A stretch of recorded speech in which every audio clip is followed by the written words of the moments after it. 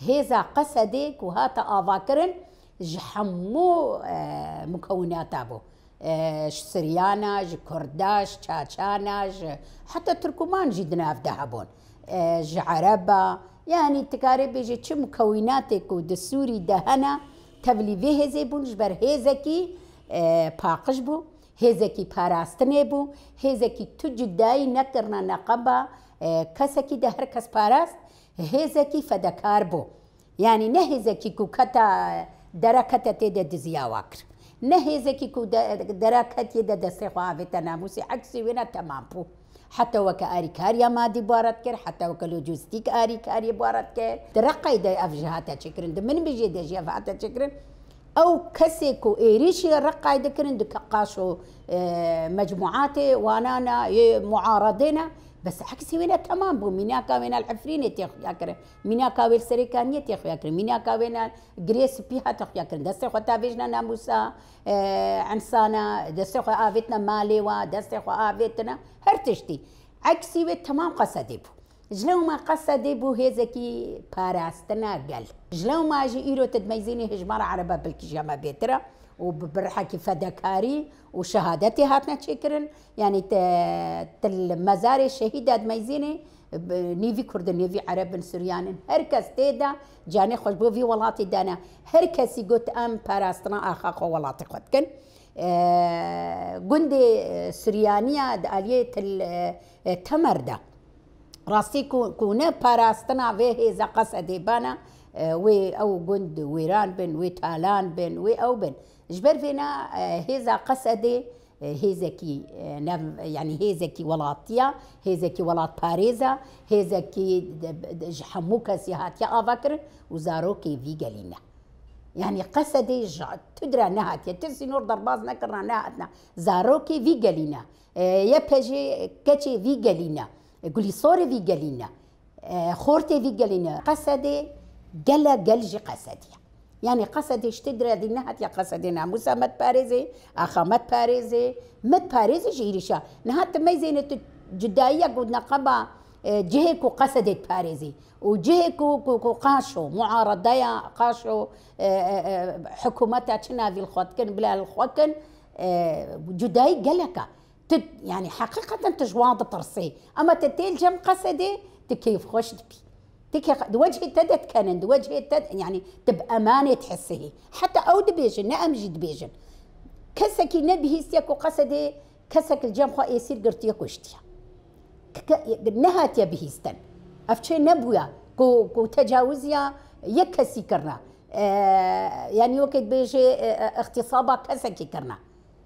جنك نيفي شافيل خو أولاد بهاري خو تسليمي قصديكي دبيني هيزا خويا باراستني اما عكسي وينا افكم كدي سري خلكي جي دكن خلكي تالان دكن خلكي اغتصاب دكن يعني تبيجي تشراسي جي وكي تشاوا طرسك السر خلكي اما هيزا قصدي هيزا فيجاليا هيزا باراستنا سوري تافيا قصدي خو اثبات كيا ده اخلاقي خو ده سيستما خويا عسكريه نظامي ده يعني تجاوزها قانوني ناكي البرشا عفايا برقاف ساحل برشا عفايا سويدا كوتشاوا إيريش هات نسركن قاشو سيستما نظاما كفنشو بشار أسد وشون أفهاتنا ببي بديلة حكومتك كو هركسي بحوالي الجمخوا باراستنا هركسي كي أف هيستنا باريزي وهركش في هيزي دطرسيش أما عكسي وينا تمامتي نبس قلت تف قصدي تخوازي أنجق بديلي ده حكومتا نودا هزكي باراستني كو قلب باريزي قصدي أنها جيش قوتنا أما جيشك سوري تنيا هيكو مكان هاركو مكان كل حالة خويا نيفي في عسكري نولاتي سورينا حتى نهاجي هيد لا يحقر هابيدنا او قلق قيادي وانا هيد لا يحقر هابيدنا يكو سريح برين خلف جيكري نها قياديك كسكي كو تجربه وينا هنا كو تالان كرن ويران كرن وقشتن واغتصاب كرن وتشاوا بتشاوا باوريه فيجفاكي بي اي جبر فينا أهل نبس أهل سويدا أهل ساحل تاني قصد يتخوان دنابع شامدة قصد يتخوازن وقصد بديلي راسطة هجر قصد سوري تبعي نباريزي يقينك سوريا حتى بصالة ديجي من دفي آلو زيادة أم إيرو تجربة ببينن چمانه باکرو روشلات سوری درک و ایرو قصد تیدا چما تی پاراستن چمانه ساحل نهاتا پاراستن چما سويدان نهاتا پاراستن چما ایرو شام نپاراسيا اما تسربستي توري سينور طبقة فاصل نقبة سوري وباكرو روشلات سوري دا تسربستي تتشاوتي توري تكردي تعربي تسوريا تتشكسكي كسل تجي نابرسي بس إنساني تتبرسي وك إنسانك التدنهيري وك ولاتيكي سوري التدنهيري جبر فينا بديل غير قصد سوري دا تنيا غمناك بلا جباك حموته في قصد بي أما سركيشيا وقيادة وينقركا قصدي بكيش بر قصدي ما دامك دولتنا من التويبة وريبي آنينا جبهة النصر رهي خود غيرين جلي خود شكي خود غيرين نفسه وانا نفسه فاشخاص انا بريجي الادلبون اما سياستك او انينا تكاري بيجي دولتها تركي او انينا حقيقه ام جفاكا سوري تفجي يقينك يبدا في خنوير بيجي يجي دلي يبقى سدي ريا جبر قصدي هيزاكو في قليب باريزي قصدي رونيا مايا هجر قصدي نبي أم تننا أم جدلو جان قصدي رنا وأم بحم وحواسي خوش بقصدي رنا أم قصدي خردكن أم زعيفناك وقصدي أم لكيدري بأم الجمن وقصدي قرك الريبة برتيها قيادة عسكري يا سوري تفايبكي ويجباك أخوة ملاطي أخوة بباريزيش برفيكي ضد آلية دمجيدة قرك قيادة عسكري ضد قصدي دبيش بلي قصدي كسك نكاري وي دلي باقش وي دلي فرش برت خد تجربه بصالايا بقيادات مناطق رقة طبقة اف باجاري هاري حمو باجاري على بابون اما ايرو قصدي الويدي باراستني دكت خد تجربه معناتها هري كيدري وين نفسها سيستم الويدي مشيني وبلي قصدي ام اصلا قبولناك دستورك هاتي داين دستورك ظالم نبس وكي حقي ما كردا وكي حقي جفاكي تبعيها تخوار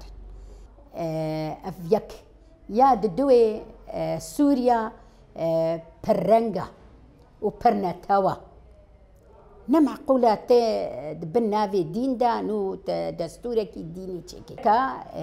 او دستور وري غيراندن ما في هركسي تيدا مسو قرب بي وما في جنيه والله ما في جنيه ام نختار رئيسية برخودانا جنيك ود السوري دهاتي كرن بتايبات وك باكرو روجلات السوري يبجاكو هاتي تشيكرن كو داعش كانت ببرخودانا ارين ميركانا وافستا وبالصداوة كافستا وانا ولا نجبو كو جن هريدا بارتشكي رش بسري خودكي حصرا دفي ما في جنيد دستورة سوري دا دكيلكا حمونة توا هبي لاتكي بحمون رنجا بحمونة توا وما في جنيتي دا مسو قربي بو قصده ام دبینن دمه پروژه بویا ريبرتي و بانگا آشیتو جواکا دموکراتیک همون دمه دویه هری زده بانگا وی و خورتمون و هزه وی هاتی دنگ دانجی یکسر قصده بویانه مرکانه بیجه جبر ام دبینن دوی ساله دا لپنداو چوا بو لحلب چوا بی شریکت شهبه هاتی چکرن چوا قصده بو برتک آنجی برسیفا جبو همو شر آنجی پشگیرین گل کر و یعنی براستی دوی داره دا جی دمه کو گل و قصده به هفته بین یک آوای آنجی شوازه شر گل شورشگری هات درخستن دوی داره دا جی یعنی بزیده تر حس کرنا گل دستکا گل هزا گل اراده یا گل گیشتی مرا کنه به بانگا قصده و براستی قصده یکی جواکی هات آوا کرن آنجی قصده یکی برح د جواکی دا هات آوا کرن افجي اكثر بال مرك انا بكشيني كو حيوني حطني يعني حتى جي جفوك جي دفداري دجي يعني حتى جفوك جي ريحكي وی پارستنا گل آنجی پارستنا نتوا خا پارستنا و فکر و فلسفه و پارستنا ولاتا خا زیادتر لپیش افجی این براستی به بانگا قصده و گل بو دنگی کی پر جهانی و پر مزن و حیانی نکاجی اف پروژه جی بردوام یعنی دوی دمی می داوی داجی یعنی براستی پروژه به طیبت به بانگا قصده امواک جنن جوان و جوان پیاده براستی پروژه ما آنج دروشمه ما دونه یک جبو ربرتی به حوالتی کومیلان به ربر آپو را بجین اف یک جبو آزادی فیزیکی یا ربر آپو یا دنجی دروشمه ما جبو قصده هاتیه پیشخستن زیادتر دوی پروژه آشتی و جواکا دموکراتیک دا مرکانه بیجه یعنی پیشگیریا کو قصده و هزا قصده کو د جواکی دا دایی دنگ داین و ده چه کرن یعنی براستی پروژه یکی نقولایه یعنی پروژه یکی و نفشکی بچه نفشکی دن یعنی قرنکی بچه قرنکی دن و دنگ قصده هر تم و زیادتر بلند ببه جبر کو گوتنا قصده آنجی دمی کو ام دبن قصده براستی یعنی قصده گلکی دوی ناف گل دا آنجی دوی پروژه نو دا یعنی براستی ام دبینیجی کو حکومت نو یه شامه وک هزه قصده قبول ناکه آنجی دبیجه اف قصده نه هزه کی سوریه آنجی ام دبینن یعنی حکومت نو یا شامه یعنی هزه قصده رفض که آنجی جبنگه واج اساس و دبی اف تش تنایه یعنی ام دبینن یعنی کچو خورتن کونها پشگی د قصده دا جد گری آنجی پشگیریا قصده دگری هنی هونش خو کچو خورتن جوی جواکی آنجی جوی گلی و جوی شورشه یعنی دمی کورفض که یعنی اف تصدم کو یعنی هزکی قصده دیتی حینی کو اف رفض کردن جی ته کردن یعنی ام دبیجن جی دوی کو حینی بانگ آشتی و جواک که دموکراتیک ام جیان بکن ام به آشتی و به سلام جیان بکن دوی داره داجی وقت پارستنا جوهری پارستنا ولاد پارستنا جواک دوی هزکی قصده نیت نکرد و دوی حکومت نو قبول بکن کو هزا قصده به هزکی سوریه و وقت دبین بکامل اراده بده قبول کردن و هو قصده بگل را تجیان کردن. اگرچه جوان براستی همو چالاکین ما همو سلوگان ما به بانگ قصده یا جبر قصده پارستنا جواکه و هزا جوهری هزا پارستنه یا همو سازین ما همو دروشمین ما به بانگ قصده بلندتر دبه و هستر دبه اما اگرچه جوان براستی به بانگ قصده هزا ما هین زیادتر خورد دبه. هزمي عسكري ام بيجن هزمي قصده ام بيجن تقصي رولا خد سوريا دليست قصد في مرحله اشيتي وجفاكا ديمقراطيك دا اگو سروكاتي بانكريه ام بيجن هزك مي عسكري گوبرنگ خاب رولا خا بهزا خا بگشتي دباكو روشلاتي سوريا دا ام بيجن تفدكرج بو جواكي تفدكرج بو آراميا قد سوريا دا ورد شكرن دویالی ده ام بیشن تفدیکرش بو پارسنا والله چه بو پارسنا آخا یعنی دویالی ده اف هزی می قصده یعنی تفدیکره ام بیشن امشی وک یعنی جوانیم پیده امشی بشکریا ویدش تیدکن نه ام بیشن هزی می عسکری هر وکی دن ام بیشن هزی می ایشن هزی می پارستنیش بو جفاکی هر وکی دن شی هی اما ام بیشن دوی مرحله داوید هری گو رولا خلیست ام بیشن هزی می قصدی بو آگو بشکریا گل کر بشکریا جواکی کر بیشن پارستنا وی جواکی کر بیشن و جوانا بزارو کاده بیشن اف مخدراتی گو هاتن نشراندن اف چشتی گو هاتن نشراندن مثل خلايا داعش نبده ده حاولين خو بأس السنة بیشن دریا هزیمه قصدی ده اف تشت پیشیان تیگرتن یعنی به هزی خو به تفجر خوی آزادی خواست پیشیا وان کسان تیگرت بیشن دوی دما داویده هفدیتنین گو تیگرم به حکومتانو را سوریانو ام بيجن بچرنگی و اندماج شی به چرول و اندماج شی و دمله سیاسی دو عسکری ده زاتن افتشت مفاوضات تید نقاش کرن ام بيجن گرک وک رولک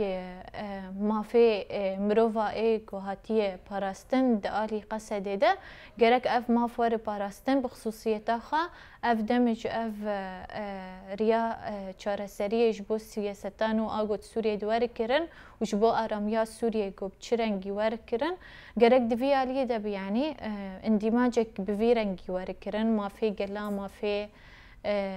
خۆ برێڤە برن گەرەک دویالی دووەرەکردن